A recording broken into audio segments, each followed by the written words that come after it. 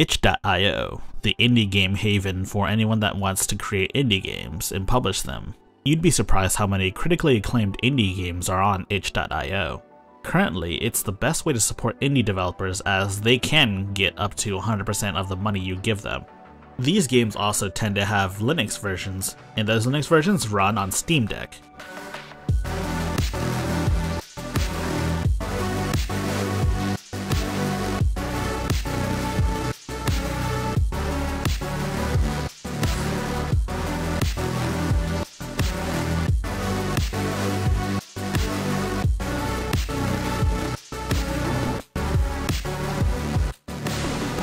PlayStation or Xbox? PC. Oh wow! Yeah.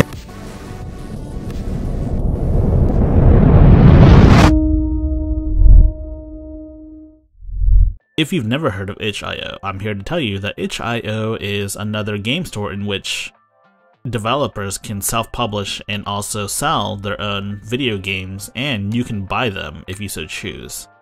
If you're the sort of person that believes devs should get 100% of the money instead of, Steam or Epic taking 30% or 18% of the cut, itch.io is for you. Itch.io also caters to an entire, almost entirely to indie devs. You'll find nary and AAA dev on this platform, so, Like GOG, the recommended option for me is to just go to the game's itch.io site and download it if you already own the game.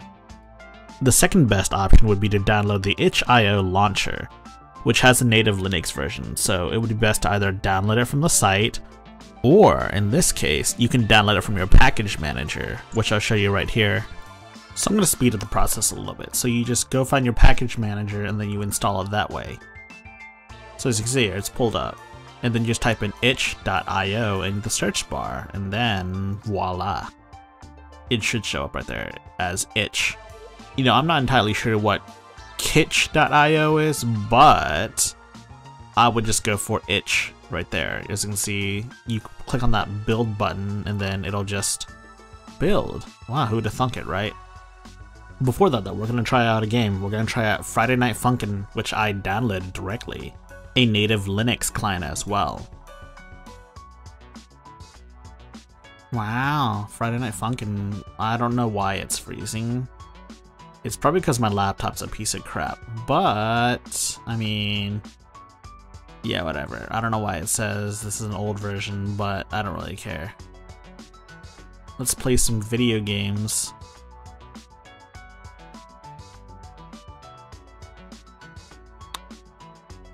Alright, so as you can see here, it works, so I'm just gonna, enjoy myself.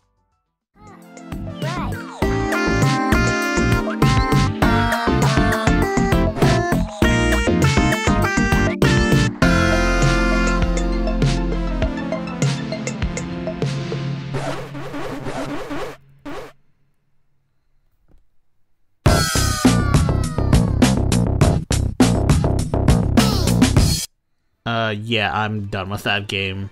It was fun though. So once you find itch.io in your package manager, just press build and it will build. Do keep in mind that depending on how slow your computer is, it could take forever to build. Like seriously, it takes a really long time if not on a powerful PC. So you might just be better off downloading it from the website.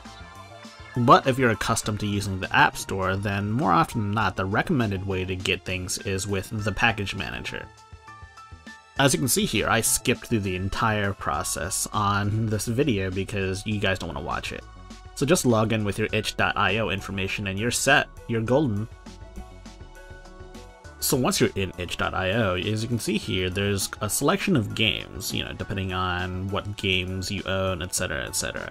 It's basically just the website, but in a wrapper form, I guess. So we're going to pick a game that we own. We're going to pick Bleed. And for the demonstration purposes, I'm going to pick the Windows version, just to show you that it works. And then I added it in Steam. Now the secret sauce is to go to compatibility and turn on Steam Play. And then you press play. So for whatever reason, Bleed will show up on my Steam library and prompt me to purchase it, even though I own on itch.io. I'm not really sure what's going on, but I believe that's the developer that did that. So So as you can see here, it runs. Yeah, see, right there. It runs. Now I need to get a controller. Alright, I got a controller. Now let's play some video games.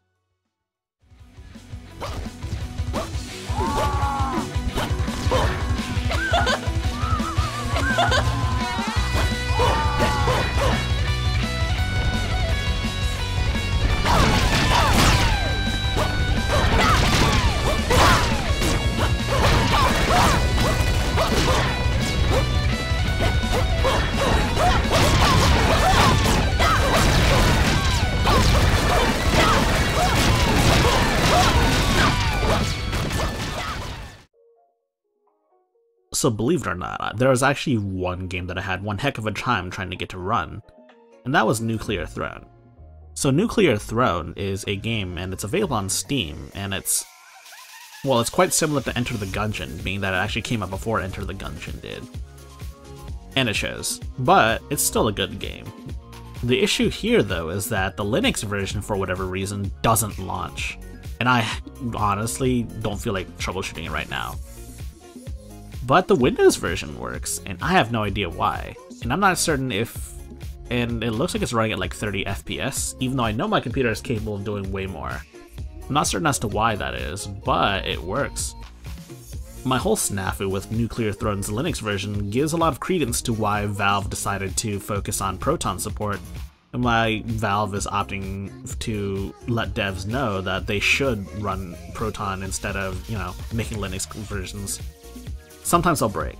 If you're a Linux developer and you want to create your own native Linux client, then so be it, but sometimes they have issues, I just want to say, and this is one game that did have such issues. There are instructions to get the dependencies that this needs, but every guide I've read, most of the guides I've seen online are for Ubuntu or Debian, Debian, whatever. They're not for my flavor of Linux, which is Endeavour OS, or just plain old Arch Linux. Doesn't even have it either for some reason. But as you can see here, the Windows version works just fine, I think.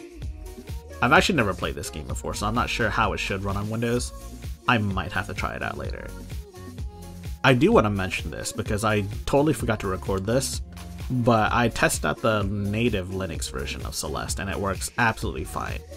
But it's also kind of a moot point considering I own Celeste on Steam and like 5 other platforms, so it doesn't really matter. The point is that it works just great. itch.io version works great as well. I do plan on doing a video for 2 more launchers, the Battle.net launcher as well as Ubisoft's launcher, so stick around.